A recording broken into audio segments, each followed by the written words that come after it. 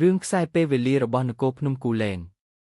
នៅក្នុងសម័យអង្គរបបុរសម្នាក់ឈ្មោះចន្ទរីកជាអ្នកយកព្រៃធ្វើជារនាមមុខនៃសេនាធំគេចាំបាច់ត្រូវចូលទៅក្នុងផ្ទះថ្មមួយនៅលើភ្នំគូលែនដើម្បីស្វែងរកអំណាចបរិសុទ្ធដែលតម្រូវឲ្យព្រះរាជាធិរាជមានសិទ្ធិជ្រើសរើសព្រះរាជបុត្រាផ្ទះថ្មនោះមានសក្តានុពលចម្រូងចម្រាសមនុស្សជាច្រើនដែលចូលទៅមិនបានចេញវិញ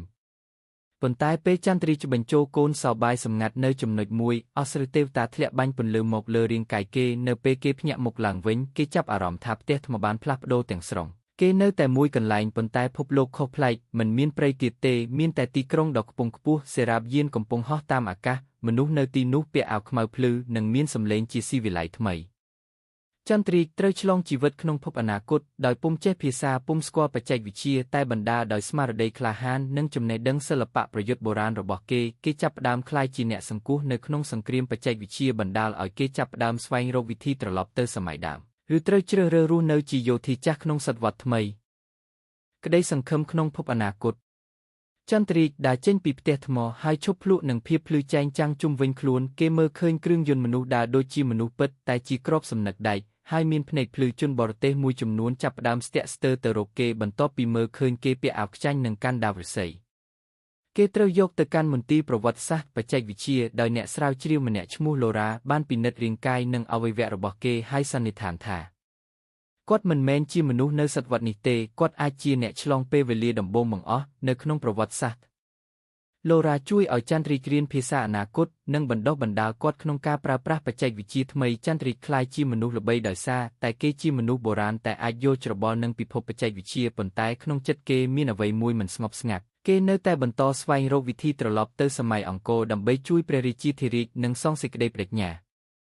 ថ្ងៃមួយនៅក្នុងបណ្ដាញចាស់របស់ឡាបវត្តថ្មីចន្ទរីកឃើញផែនទីចាស់មួយដែលបង្ហាញពីកន្លងពេលវេលាសង្គោះដែលជាផ្លូវមួយបែបខ្មោចកំបាំងតែមិនទាន់មាននរណាក្លាហានធ្វើដំណើរជាមួយវាគេធ្វើសេចក្តីសម្រេច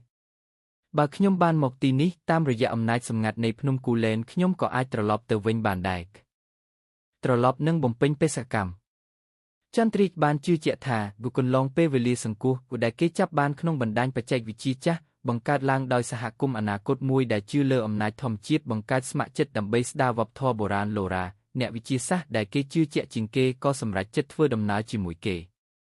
ពួកគេបានទៅដល់បន្ទប់សង្គ្រោះនៅក្រោមទីរួមក្រុងកាត្រូនដែលមានកន្លងអណ្ដូងពន្លឺបិទជិត500ឆ្នាំមកហើយបន្ទាប់ពីបញ្ចូលឧបករណ៍ចាស់មួយដែលមានគន្លឹះជាព្រះខ័នកើតពីភ្នំគូលែនប្រព័ន្ធបានដំណើរការពន្លឺខ្ពស់បាញ់បំព្រួញគ្រប់គ្រងពេលវេលាឡើងហើយពេលវេលាក៏ផ្លាស់ប្ដូរឡើងវិញចន្ទរីកភ្ញាក់មកក្នុងបរិយាកាសស្ងប់ស្ងាត់ហើយយូសូព្រៃត្រជាក់ស្រឡាញ់គេឃើញសម្លៀកបំពាក់របស់ខ្លួនត្រឡប់ជាសាបដូចដើមឡូរ៉ាត្រូវបានជាប់នៅក្នុងពេលវេលាជាមួយគេប៉ុន្តែជាមនុស្សមកពីអនាគតគេនាំឡូរ៉ាទៅជួបព្រះរាជាធិរាជនិងបង្ហាញអំពីសមត្ថភាពនៃភពអនាគតនិងការពិតនៃការវិភាគពិភពលោកជានិច្ចគេចាត់ឲ្យចន្ទរីជាឧបនាយកបញ្ជាការនៃអង្គចក្រនិងឡូរ៉ាជាអ្នកអប់រំវិទ្យាសាស្ត្រដំបូងនៅក្នុងព្រះរាជាណាចក្រពួកគេនាំមកនៅបច្ចេកវិទ្យាបញ្ចូលជាមួយសីលធម៌បុរាណដើម្បីបង្កើតអនាគតថ្មីមួយដែលស៊ីជម្រៅជាមួយអតីតកាលចុងក្រោយចន្ទរីបានបង្រៀនកូនរបស់គេឲ្យគោរពពេលវេលាដូចសូម្បីតែជីវិតខ្លួនឯងព្រោះអ្វីដែលសំខាន់ជាងគេមិនមែនជាពេលវេលាដែលអ្នកមានទេប៉ុន្តែជាអំពើដែលអ្នកបានធ្វើនៅក្នុងពេលវេលាដែលអ្នកមាន